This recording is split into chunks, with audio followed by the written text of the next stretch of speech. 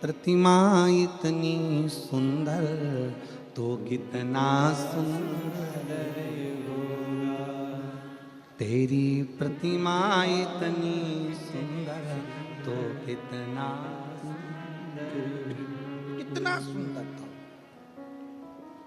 शरणानंद कार्तिकेय जी ने कहा, मन में अगर भाव उत्पन्न हो जाए, शिव तत्व कराए, कनक कुंडला का विवाह रत्न भद्र के साथ हो गया।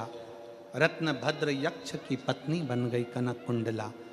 कनक कुंडला जब इंद्रलोक में गई तो इंद्रलोक में कनक कुंडला से पूछा कि इतने सारे देवता थे तो तूने रत्न भद्र को ही अपने विवाह के लिए क्यों चुना?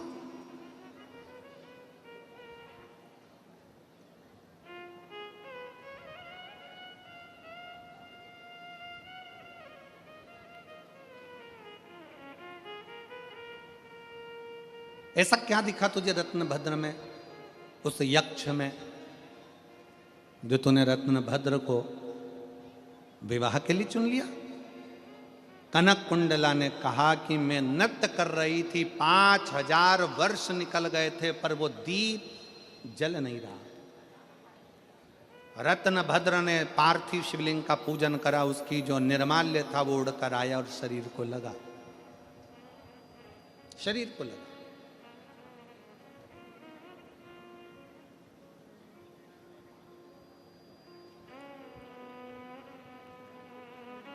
आप सबके स्मरण में एक कथा होगी श्रीमद् भागवत की।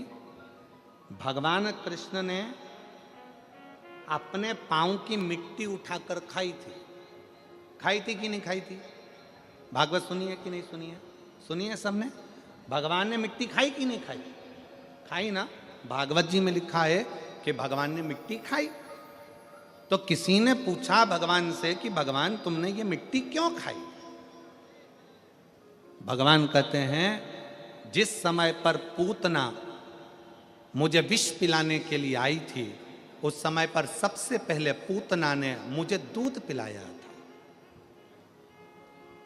और दूध पिलाते समय जितने ब्रज के बच्चों को पूतना स्तनपान कराते कराते आई थी, दूध पिलाते पिलाते आई थी, विष पिलाते पिलाते आई थी, सारे बच्चों के प्राण उनके मुख से छूटे थे और पूतना के स्तन में चले गए थे। मैंने दूध पीने के बहाने उन बच्चों के प्राणों को, ब्रजवासियों के प्राणों को अपने खींच कर पेट में रख लिया था।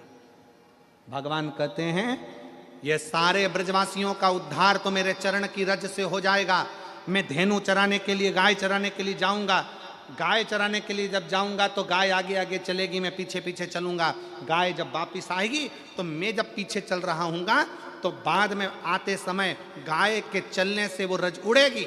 उड़ेगी तो वृक्षों पर गिरेगी, पक्षियों पर गिरेगी, पशुओं पर गिरेगी, ब्रजवासियों पर गिरेगी, तो उनको, उनका उद्धार मेरे चरण की रज से अपने आप हो जाएगा। पर जो अंदर बैठे हैं उनका उद्धार कैसे होगा? तो मिट्टी उठाकर खुद खा गए।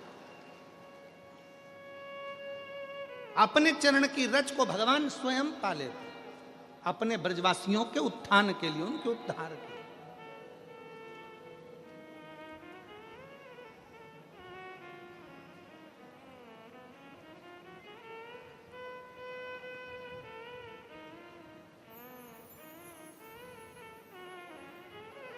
अब जब आप सब भी यहां से उठ उठ के जाते हो ना, सब उठ के जाते हो ना, जब तो जाते जाते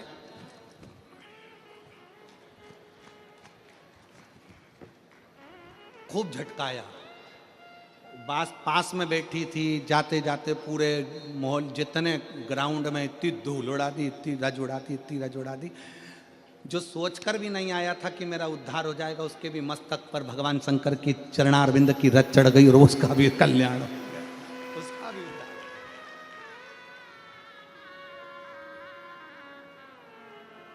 उसका भी उद्धार। कनक कुंडला, इतने अच्छे अच्छे देव हैं, इतने सारे देवता हैं, तू उनसे विवाह कर लेती, पर तूने रत्न भद्र में ऐसा क्या देख लिया, उस यक्ष में ऐसा क्या देख लिया कि तूने विवाह कर लिया? कनक कुंडला कहती है, मैंने बस एक ही चीज देखी है कि जिससे मैं विवाह कर रही हूं वो भगवान शंकर की आराधना करने वाला है। उसके चढ़ाए गए थोड़े से निर्माल्य से मेरा जीवन सार्थक हो गया, तो इसलिए मैंने उससे विवाह करने का विचार कर लिया।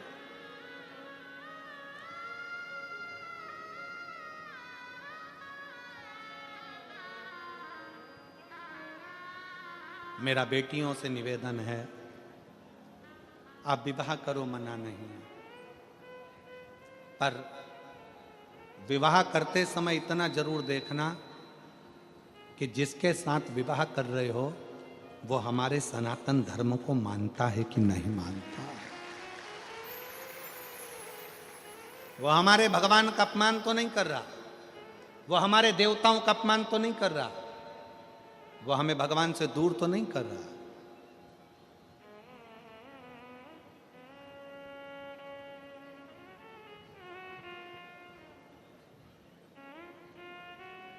अपने देव का अपमान तो नहीं कर रहा।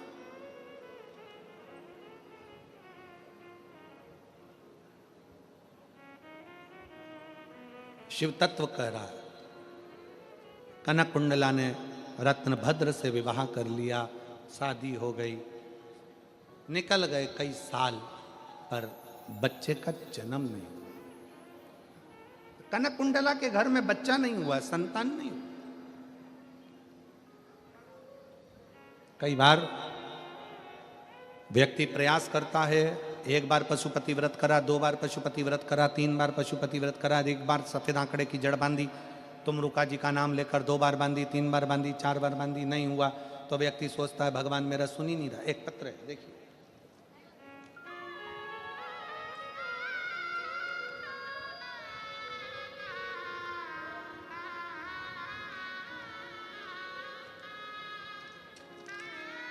हूं